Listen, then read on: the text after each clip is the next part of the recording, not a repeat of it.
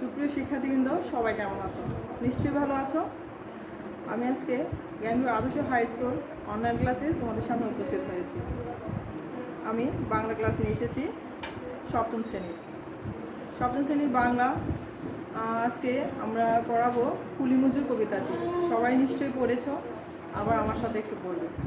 কুলিমজুর কবিতাটি লিখেছেন কবি কাজী নজরুল ইসলাম, যেটা আমরা জানি। কাজী নজরুল ইসলামকে আমাদের জাতীয় কবি। তারপরে আর তার পরিচয়, তিনি আমাদের বিদ্রোহী কবি। আমরা সবাই জানি বিদ্রোহী কবিতা লেখার কারণে সে বিদ্রোহী কবি হিসেবে পরিচিত হন। তাহলে আমরা কবিতাটি পড়ার আগে কিছু বিষয় আগে জেনে নেব। অবশ্যই কবিতাটি পাঠের উদ্দেশ্য, কবি পরিচিতি এবং এই কবিতাটির মধ্যে যে কঠিন শব্দগুলো ছিল ওই শব্দের অর্থ আমরা জেনে নেব। তারপর আমরা মূল পড়ায় যাব। তাহলে আমরা আজকে পাঠ পরিচিতিটা পড়ে নেই। সবাই একটু মনোযোগ দিয়ে দেখি। এখানে পাঠ পরিচিতি আছে, দেখো সবাই, যে এই কবিতাটি পাঠ করার পরে কি হবে, শিক্ষার্থীদের মধ্যে বিভিন্ন পেশা শ্রমজীবী মানুষের প্রতি শ্রদ্ধাবোধ জাগ্রত হবে। বিভিন্ন পেশা তো অনেক ধরনের আছে, সব রকম পেশার প্রতি কি শিক্ষার্থীদের মনে একটা শ্রদ্ধাবোধ জাগ্রত হবে। যে কোনো পেশাই ছোট নয়, কোনো পেশাকে ছোট বলে মনে করা উচিত নয়। তাহলে আমরা কবি পরিচিতি জেনে নিই। অবশ্যই আমাদের কবি পরিচিতি জানা খুবই জরুরি, যেহেতু অনেক প্রশ্ন আসে কবি পরিচিতি থেকে। কবি কাজী নজরুল ইসলাম আমাদের বিদ্রোহী কবি এবং আমাদের জাতীয় কবি। কবি নজরুল ইসলামের জন্ম 1899 খ্রিস্টাব্দের 24শে মে, 1306 বঙ্গাব্দে 11ই জ্যৈষ্ঠ। তার মৃত্যু 1976 খ্রিস্টাব্দে 29শে আগস্ট।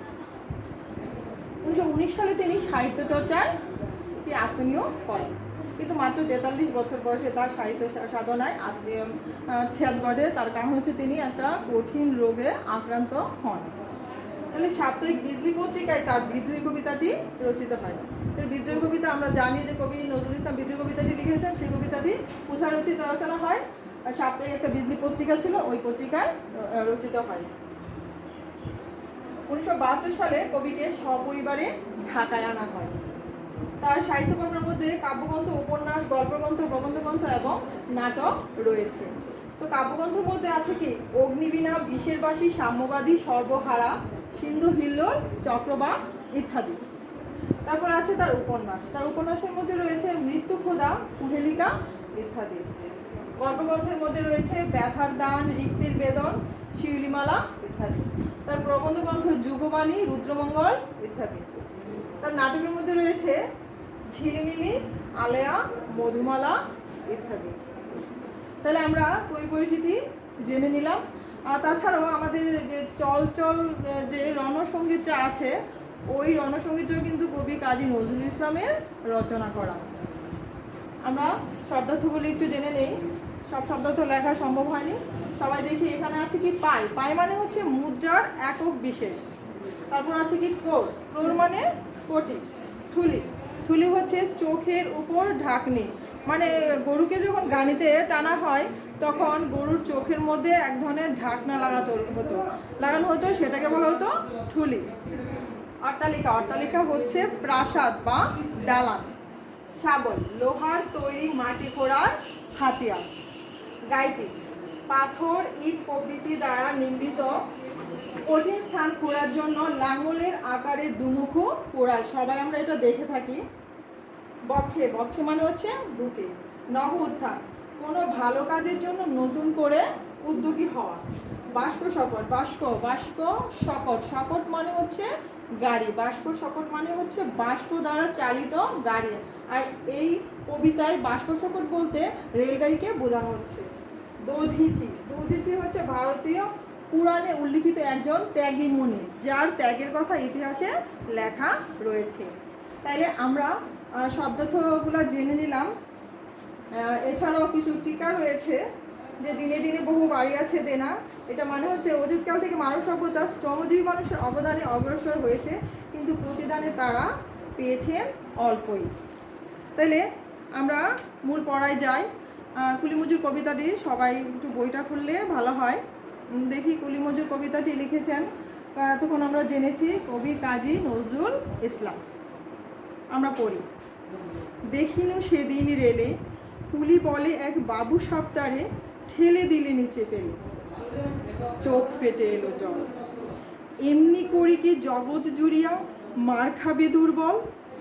তাহলে সেদিন দেখিনু সেদিন রেলে, মানে রেল লাইনের পাশে গিয়ে আমি দেখলাম, মানে কবি দেখলো কি কুলি বলে একজন কুলি ছিল, সে কুলি, সে কারণে একজন বাবু সাপ মানে একজন ধনী লোক কী করলো, তাকে নিচে ঠেলে ফেলে দিল, চোখ ফেটে এলো জল। সেই ঘটনাটি দেখে কবির চোখ ফেটে জল এলো। এমনি করি কি জগৎ জুড়িয়া মার খাবে দুর্বল, মানে এরকম ভাবে কি সবসময় এই জগতে দুর্বলরাই শুধু মার খেয়ে যাবে? যে ধদিচিদের হাড় দিয়ে ওই বাষ্প সকর চলে, বাবু সাপ এসে চড়িল তাহাতে, কুলিরা পড়িল তলে। দধিচি বলতে আমরা এর আগে বুঝিয়েছি যে ভারতীয় পুরাণে উল্লেখিত একজন ত্যাগী মুনি, যার ত্যাগের কথা আমরা সবাই জানি, তিনি ত্যাগের জন্য খুব মহিয়ান হয়ে আছেন, যে তার সাথে কি কুলিদের বা শ্রমজীবী মানুষদের তুলনা করা হয়েছে, যে তারা অবশ্যই এত কাজকর্ম করে, তারা এত শ্রম দেয়, কিন্তু তার বদলে তারা যাই নেয় খুবই অল্প। হ্যাঁ, তাইলে এখানে বলছে যে বাষ্পসকর যে রেলগাড়িটা যে তৈরি করেছে, রেল লাইন যে তৈরি করেছে, ওই রেল লাইনে বা ওই রেলগাড়িতে বাবু সাপরা এসে চড়ে, কিন্তু কুলিরা কখনোই চড়তে পারে না, কারণ তাদেরকে সবসময় ঠেলে ফেলে দেওয়া হয়। বেতন দিয়াছ, চুপ রহো যত মিথ্যাবাদীর দল। যদি বেতন চায় তাহলে কি বলে, কুলিদের মিথ্যাবাদী বলা হয় বা শ্রমজীবীদের বলা হয় মিথ্যাবাদী। কত পাই দিয়ে কুলিদের তুই কত ক্রোড় পেলি বল। পাই বলতে মুদ্রার একক বিশেষকে বোঝানো হচ্ছে, যে টাকার খুবই অল্প টাকা বোঝানো হচ্ছে, যে তারা যে শ্রম করে ওই শ্রমের খুব আংশিক অল্প অংশ তাদেরকে দেওয়া হয়, তাতে তাদের আসলে কিছু হয় না। কত পাই দিয়ে কুলিদের তুই কত ক্রোড় পেলি বল, মানে এই যে অল্প অল্প টাকা তাদেরকে দিলি, তাহলে তুই কত কোটি টাকা পেলি, তাদেরকে কম দিয়ে দিয়ে তুই কত জমালি। রাজপথে তব চলিছে মোটর, সাগরে জাহাজ চলে, রেলপথে চলে বাষ্প সকর, দেশ ছেয়ে গেল কলে। রাজপথে কি মোটর গাড়ি চলে আমরা দেখি, সাগরে জাহাজ চলে, রেলপথে কি রেলগাড়ি চলে, আর দেশ কি কলকারখানায় ছেয়ে গেল, মানে কলকারখানায় ভরে গেছে দেশ। বলো তো এইসব কাহাদের দান, তোমার অট্টালিকা কার খুনে রাঙা। যে এই যে রাজপথ, মোটর গাড়ি, জাহাজ, তারপরে কি আছে রেলগাড়ি বা কলকারখানা, এগুলো কারা তৈরি করেছে? অবশ্যই শ্রমজীবী মানুষের শ্রমের বিনিময়ে এগুলো তৈরি হয়েছে। এই যে তোমার অট্টালিকা মানে বড় বড় দালান ইমারত, অট্টালিকা মানে দালান বা প্রাসাদ, এগুলো কে তৈরি করেছে? অবশ্যই শ্রমজীবী মানুষ তাদের ঘাম জড়িয়ে, তাদের রক্ত ঝরিয়ে কি এগুলো তৈরি করেছে। ঠুলি খুলে দেয় প্রতি ইটে আছে লেখা, মানে চোখের উপর তোমরা কি ঢাকনা পরে রেখেছো। ঢাকনা, গরুকে যখন ঘানিতে টানা হয় তখন গরুর চোখের মধ্যে এক ধরনের ঢাকনা দেওয়া হয়, ওটাকে ঠুলি বলা হয়। যে আসলে ধনী শ্রেণীর লোকেরা কি, বড় লোকেরা কি করেছে, তাদের চোখে ঢাকনা পরে রেখেছে। যে কবি তাদেরকে বলছে, তোমরা যে চোখে ঠুলি পরে রেখেছো, ওই ঠুলিটা খুলে দেখো, প্রতি ইটে লেখা আছে। কি লেখা আছে? তাদের নাম লেখা আছে, যে শ্রমজীবী মানুষরা যে তাদের শ্রমের বিনিময়ে তোমার এই অট্টালিকা দালান তৈরি করেছে। তুমি জানো না কো, কিন্তু পথের প্রতি ধূলিকণা জানে, ওই পথ, ওই জাহাজ, সকল অট্টালিকার মান। যে তুমি না জানলেও পথের প্রতি ধূলিকণাই জানে, যে ওই যে জাহাজ, ওই রেলগাড়ি বা অট্টালিকা কে তৈরি করেছে। আসিতেছে শুভদিন, দিনে দিনে বহু বাড়ি আছে দেনা, শুধিতে হইবে ঋণ। শুভদিন আসছে, এক সময় সামনেই শুভদিন। দিনে দিনে তোমাদের দেনা বেড়ে গেছে। কিভাবে বাড়লো? যে কুলি বা শ্রমজীবী মানুষদের যে যারা বাবু সাহেব, তারা কি করলো, তাদের যে ন্যায্য পাওনা যতটুকু দেওয়ার ততটুকু কিন্তু তারা দেয়নি, তার কম দিয়েছে, খুবই অল্প, খুবই সামান্য দিয়েছে। আর যেটা দিয়েছে আর বাকিটা রইলো, সেটা তো তারা কি দেনায় থাকলো না, তাহলে তাদের তো দেনা বেড়ে গেল, সেই দেনাটা কি শোধ অবশ্যই করতে হবে। তাহলে কি তারা ঋণী থাকলো কাদের কাছে? শ্রমজীবী মানুষের কাছে। হাতুড়ি শাবল গাইতে চালায়ে ভাঙিল যারা পাহাড়, পাহাড় কাটা সে পথের দুপাশে পড়িয়া যাদের হাড়, তোমারে সেবিতে হইল যারা মজুর মুটে ও কলি, তোমারে বহিতে যারা পবিত্র অঙ্গে লাগালো ধুলি। তাহলে বলছে কি যে দিনে দিনে যে দানা বেড়ে গেছে সেই দানা শোধ করতে হবে। হাতুড়ি শাবল গাইতে, হাতুড়ি অর্থ আমরা জানছি একটু আগে, শাবল গাইতে এগুলি চালিয়ে কি পাহাড় ভেঙেছে যারা, মানে শ্রমজীবী মানুষেরা, যে পাহাড় কাটা সে দুপাশে কি অনেকেই কি ওই কাজগুলো করতে গিয়ে তাদের জীবনও দিয়েছে, ওই দেওয়ার পরে কি তাদের হাড়গুলো সেখানেই পড়েছিল। তোমারই সেবিতে হইল যাহারা মজুর মুটেও কুলি। তো তোমাদের বড়লোকদের সেবা করতে গিয়ে যারা মজুর হলো, মুটে হলো, কুলি হলো, তোমাদের সেবা করার জন্য, তো তোমাদের ভালো রাখার জন্যই তারা এগুলো হয়েছে বা শ্রমজীবী হয়েছে। তোমারে বহিতে যারা পবিত্র অঙ্গে লাগালো দড়ি, তোমাকে বহন করার জন্য, তোমাকে নিয়ে যাওয়ার জন্য, বা তোমার এই যে মালপত্র নিয়ে যাওয়ার জন্য যারা নিজের গায়ে কি ধুলোবালি বা লাগালো, তারাই মানুষ, তারাই দেবতা, গাহি তাহাদের গান, তাদেরই ব্যথিত বক্ষে পা ফেলে আসে নব উত্থান। যে সত্যিকার অর্থে তারাই মানুষ, কারণ তারা দুবেলা দুমুঠো অন্ন খাওয়ার জন্য তারা এই শ্রম করে যাচ্ছে, কিন্তু তার বিনিময়ে তারা খুবই অল্প পাচ্ছে, তাদের যে ন্যায্য পাওনা সেটুকু তারা পাচ্ছে না, তার কারণে তাদের কোনো আক্ষেপও নেই, তারা খুশি মনেই কাজগুলো করে যাচ্ছে। তাই তাদেরকে কবি মানুষ হিসেবে কল্পনা করেছে, মানুষ হিসেবে গণ্য করেন। আর যে ধনী শ্রেণী বা বাবুসাব, তারা তো তাদের টাকা পয়সা বা তাদের কাছ থেকে তাদেরকে ঠকিয়ে উপরে উঠেছে, যে অট্টালিকায় থাকে বা গাড়িতে চড়ে, তো তাদেরকে কবি অবশ্যই ধিক্কার দিয়েছেন এখানে। তাদেরকে কুলি মজুরদের বা শ্রমজীবী মানুষদের কবি দেবতা মানুষ হিসেবে গণ্য করেছেন এবং তাদের জন্য জয়গান গেয়েছেন।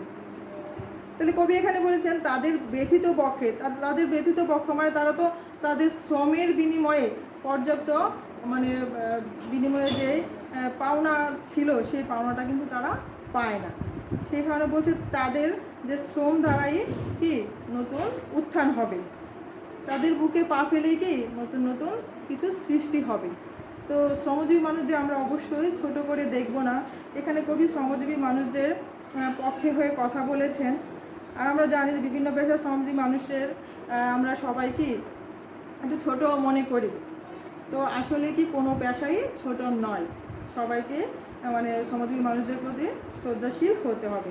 তাহলে নজরুল ইসলামের সাম্যবাদী কাব্যগ্রন্থের একটি হচ্ছে এই কুলিমজুর কবিতাটি।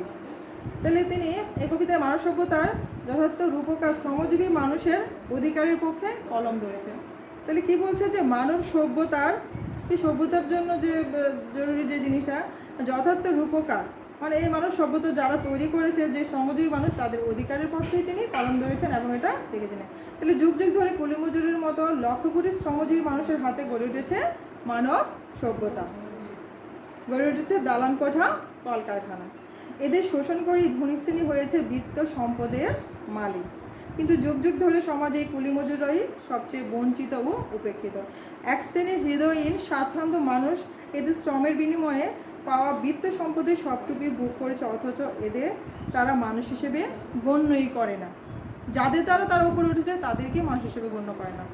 তো কবি নজরুল ইসলাম তার প্রতিটা কবিতায় বিদ্রোহের কথা লিখেছেন, অন্যায় অত্যাচারের শোষণের বিরুদ্ধে লিখে গেছেন, সেই কারণে কবিকে অবশ্যই বিদ্রোহী কবি বলা হয়। তো কুলিমজুর কবিতায় আজ এ পর্যন্তই। সবাই ভালো থেকো, সাবধানে থেকো, স্বাস্থ্যসম্মতভাবে চলাফেরা করবে। ধন্যবাদ।